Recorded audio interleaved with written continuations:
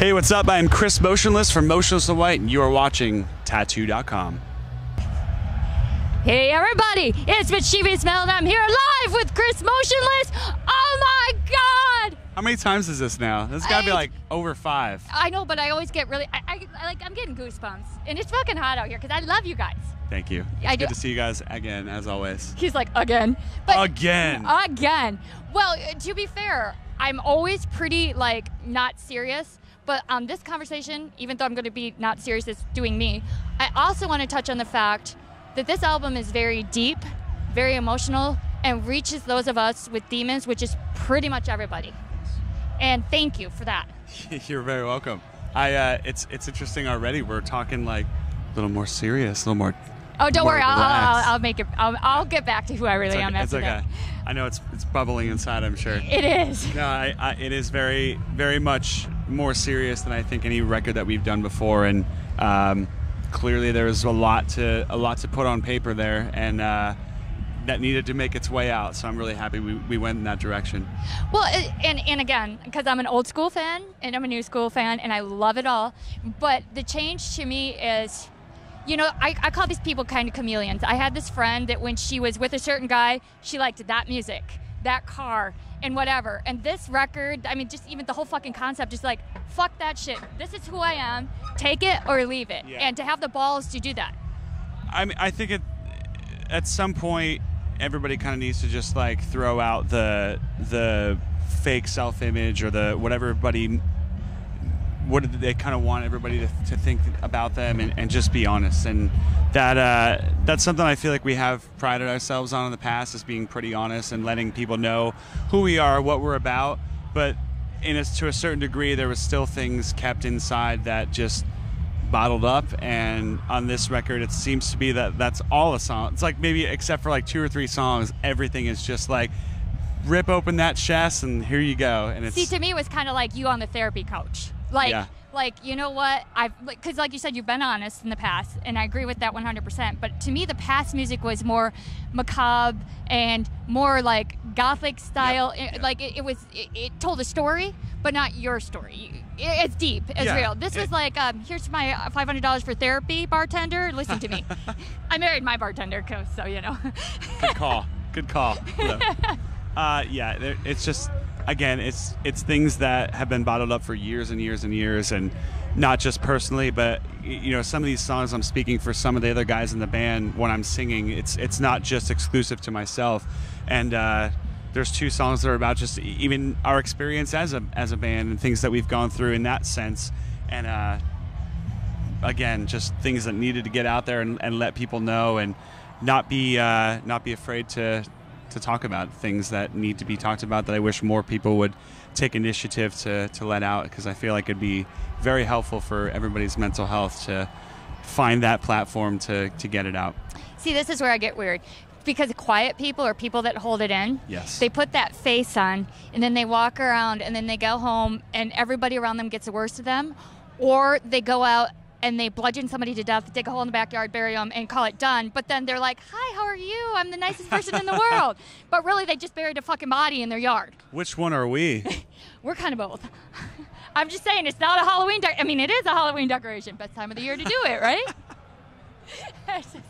See, I told you I would go back to it. You can't be revealing our secrets like this. I think we need to change the subject. Well, and speaking of changing the subject, oh my God. Okay, so I saw you like out and about, and I have to tell people this because I love you dearly, and on stage you're just like that metal, you're real bold, but I don't think people understand how nice you are. Can I let that secret out that you're really a nice guy? You go right ahead. Okay. I'm not gonna lie, he's a fucking sweetheart. I want to mom him when I see him.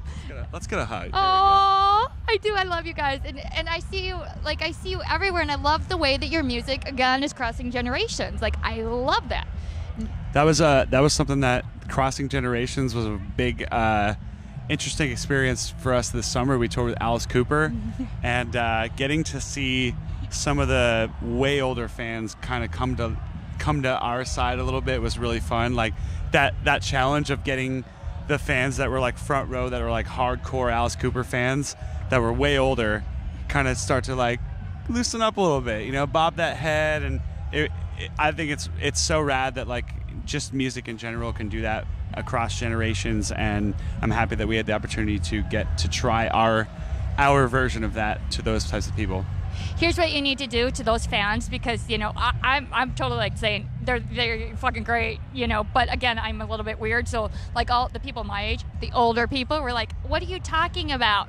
And then they would see you, so you get on stage and you're like, hi, we have cookies, come to our side, trust me, cookies will do it. Persuading people with sweets, I mean, it works on me. I feel like it works on most people, so you may have just led us on to like the next venture of our career, like just hand out cookies and treats on stage. Like I'll go down there and just leave the mic on stage, but just like front row barricade, like, would you like a cookie perhaps? Would you like a Rice Krispie treat? How about a lollipop?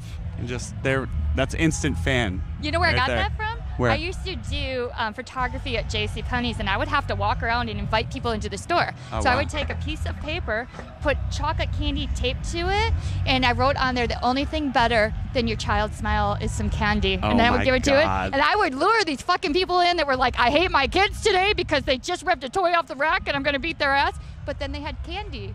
And their kid That's was very, like, yeah. very clever. Yes. And I also told the 4-year-old that I had a tail. He believed it. Could be true, might not be. You guys decide. I'm not even going to give a choice to, because you're going to say, yes, she has a tail. But whatever.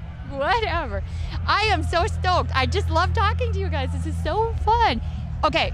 I think it gets more wild every time. Well, okay. I'm going to go back after this comes out, and I'm going to watch the history and the evolution of our conversations. Because the first one I felt like was kind of short, and every time it gets just a little bit further outside of the spectrum of reality.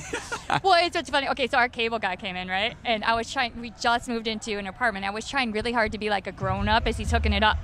Then voices came on. I'm like, move over. This has got to go up. So then I'm sitting there moving packages, and I start screaming, voices! And this guy's like, what the fuck is this girl doing? But I think I turned on somebody new to I was going to music. say, you know for a fact he like had it in his head. He was just like, what's that? What was that song? Just Googled in the lyrics, and he did. Yeah. But I feel like you you made should a fan. change it. I feel like you should sing voices in Mel's head.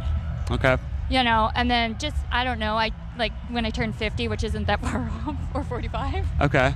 Well, I'm sure I'll see you next spring whenever we do the next. I'm sure I'll see you before that, but next spring when we do the next circuit of these types of festivals. Yeah, you're kind of stuck with us. I'll throw it in then, since I won't get to play again and see you until then.